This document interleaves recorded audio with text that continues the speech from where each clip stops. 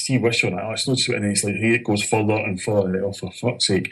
But you get there, and that was it. So that was that. So met all the boys, had a good crack with Brian McCready. He's going to be in New York, I think, when I'm going to be there, and he's doing a play over there, so hopefully hook up. Talk to Martin about, he asked me about threats and things, and because he'd had similar, because he'd been kind of high profile in films. He was in the Celtic Story and My Name is Joe and all that kind of. We had a good crack about that, and then boom, Johnny was brilliant. I was talking to a couple of guys, and Johnny was just like, right, let's go. The taxi's there, and this guy's like, oh, wait a minute, I'm talking here, and Johnny's like, shut the fuck up, you, and then just fucking out the door. So that was that. Boom. So I was like, this is amazing, fantastic day. Get on the train to go to Motherwell to get the train to Edinburgh, and I'm sitting there, high as a kite, fucking feeling fantastic. Boom, train cancelled.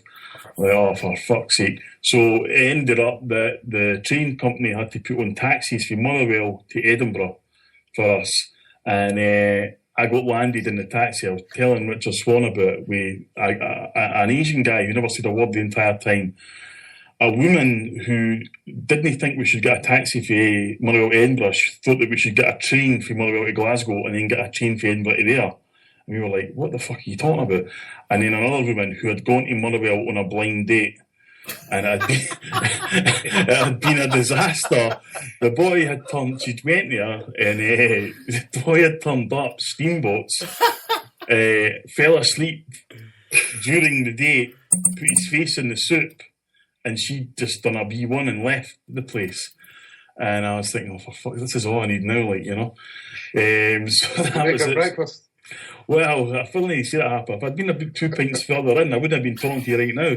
I was going to say, did you rescue her day? I know, there was that kind of, but thankfully other plans had saved me. But no, brilliant day, and I say I want to thank Peter and Michael and Dougie and Richard and everybody who came yesterday and talked to me and, in touch with us. It was just absolutely brilliant.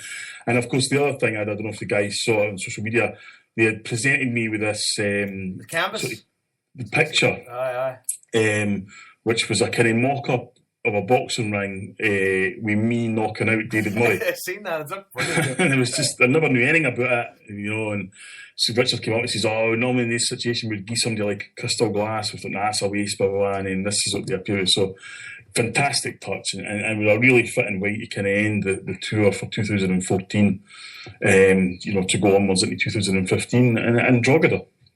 Yeah. I have to say, I hope anybody who's planning on coming to Drogheda isn't listening to this. Because I'll not be, I can't be Richard Swan. Well, I seen the kind of, did every table have like a layout of the day, Paul? Because I seen it film, phones off.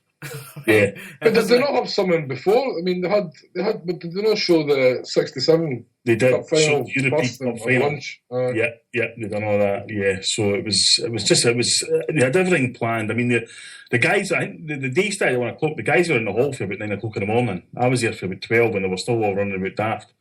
And they just had it, but they got the reward with the amount of people that turned up and things like that. But they had, because they were really explicit about phones off, no noise, boom, and everybody was like that. It was not a sound during the entire film until the end, and it was good. I mean, it's kind of different. I always say, a lot of people ask you about, what are these dudes like, and none of them are ever the same. No one dude's like another one, you know what I mean? But it was kind of what I expected, to be honest, and glad to go, Were you saying that, is that when they filmed My Name is Joe? No. But the one of the guys who was there was in it.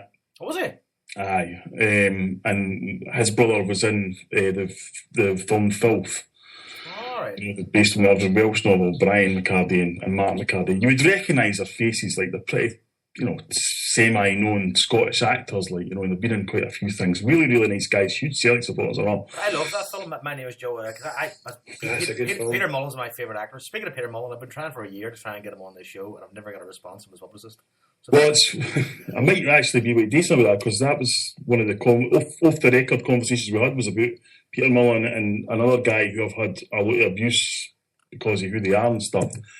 But and they're all good friends and that. But Aye, it was just a great fucking day, you know what I mean? It's, you know, as I say, they're never the same, any of these things. And it was probably the first one that I went to where there literally wasn't a single hitch with anything, you know?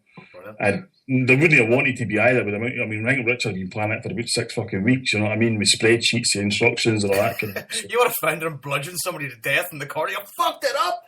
Aye. Oh, aye. I mean, that is it, you know. But he kind of loves it as well, you know. He always kind of half-heartedly complains, but he loves it. He loves fucking organising stuff, and you know, he proves by how good he is at it, you know. Yeah, that's Joe, see, like you knowing the sort of members of the St. Lawrence's CSC, I'm in a bit of trouble here, I think. Oh, you better raise your game, or else I'd have to step in. Well, that was my next. I'd show up early because I'm actually taking that weekend off. Hopefully, if I can get it booked off, I was taking my wife away the night before, and then, you know, to kind of sweeten the state I'm going to be in on the Sunday when I come back. But yeah, I can imagine it's going to take me and you to pull it together then, Harper. But in Ireland, you don't expect things to go the clockwork the way they would do in other places. That's the beauty of the Irish. They don't really give a shit about anything. Unless you're into fucking efficiency and relying on people, which I generally am. You know what I mean? Aye, you're in the wrong country, mate.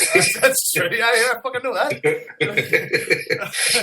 But that's brilliant, Paul. I'm delighted it went so well. I mean, I've seen the photographs and I've seen the video and I've seen everything. I was like, it looked like an absolute cracking day. And, you know, fair play to the car look. I mean, pulling out of the bag and making it as good as it is, you know, as good as it was. I mean, because then again, the Carly Shamrock I've always been a part of this show anyway for years, you know. Yeah. For a long time. So expect no less.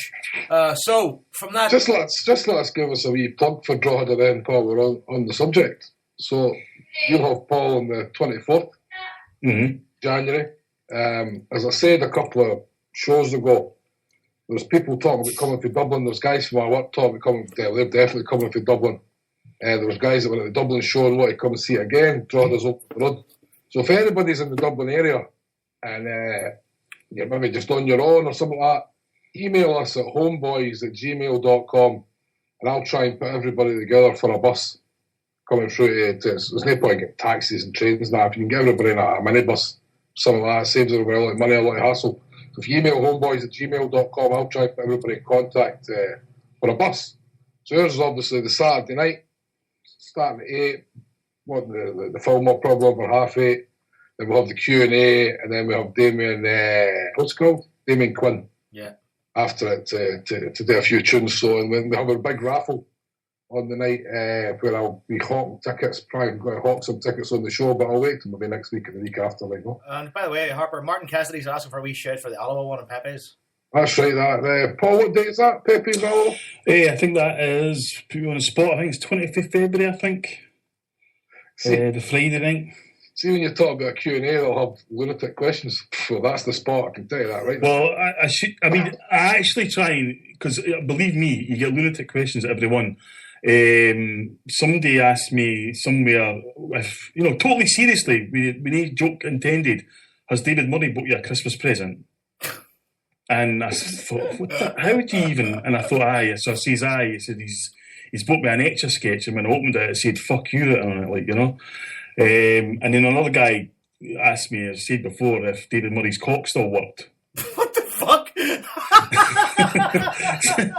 It's like trying to get a deep level of research, but not that deep. But I said, he has got a good looking wife, so I'd imagine so, you know. I mean, your research has done well, but I mean, fuck it hell. I'm not taking it that too far. Oh, Jesus Christ. So let's take it from that massive high down to the nitty and the gritty of the football. That I imagine this is going to get not say heated, but definitely divisive over the next way. We've had the defeat against Dundee United, right? And then I suppose we're all looking at Ross County thinking, it's probably not necessarily a given, but, you know, expect a win, right? The win didn't happen. I only seen the first 30 minutes of the games. I had to head out to work. And the first 30 minutes looked good, but I had this sense from the first 30 minutes going, this doesn't look like it's going to be what I'm expecting it to be. I thought the play was good, the possession was good.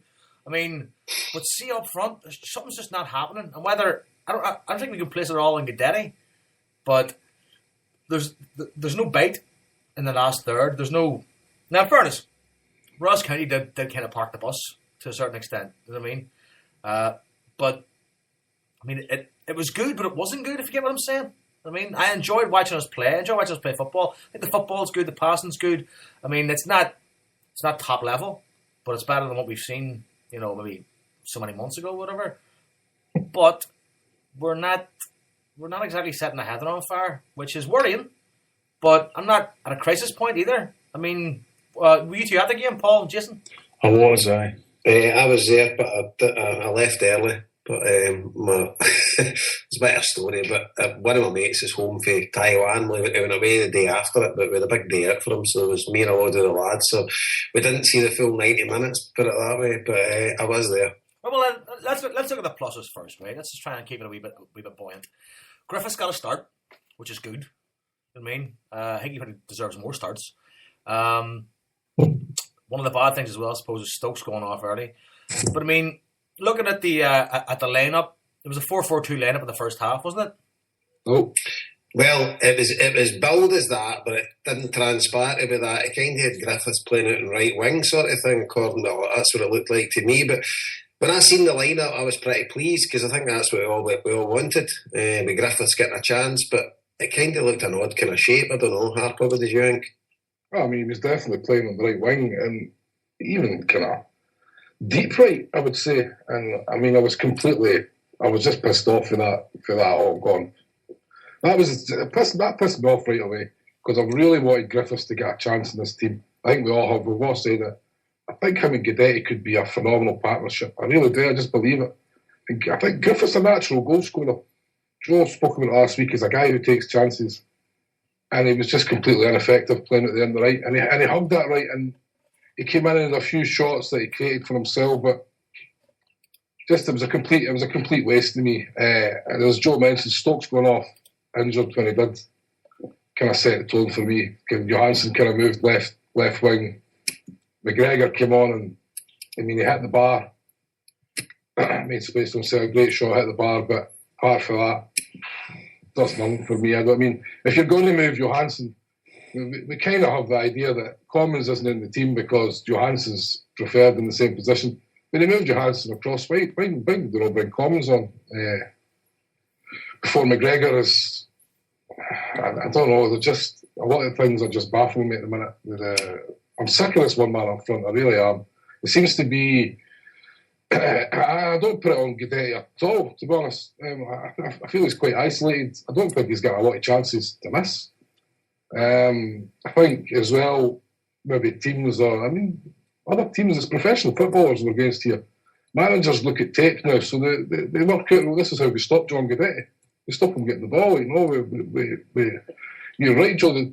Ross County did park the bus, but the bottom of the league come to Celtic Park. They played with a back 8-4 in front of 4 with 1-1, and it just couldn't break them down. I think Stokes and Izagiri's partnership on the left is one of the biggest plus points of the season for me.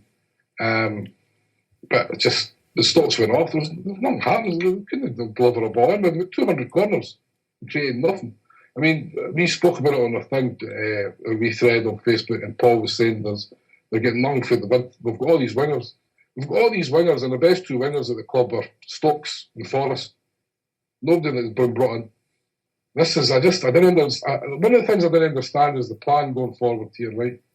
Because if this is supposed to be a better in period for Dyer's system and tactics, and for this team, half that team's even going to be there next season. This is what I didn't understand. The two centre halves are going to be gone, Van Dijk and Denier. I can't really see us signing any of the players that are on loan apart from Guidetti. If somebody comes in and gazumps us with a big money offer, we'll probably lose it there. But I think Guidetti is probably most likely. I can't see us signing Tonev or Picasso or Berget's going to. I think he's been told he can leave in January. Boric, another winger who's a dumpling, can leave whenever he wants. I don't see. We're going to be left with a lot of players. Some of the players, where did I go? I mean, Matthews. I don't know what's happened to him this season. Rubbish. Ambrose is Ambrose, right? He's a stopgap, but he's not going to be a centre half going forward next season. I don't think. I mean, that's a big thing for me that we're going to have to get 2 centre halves for next season. I think you're right. Craig Gordon's probably been my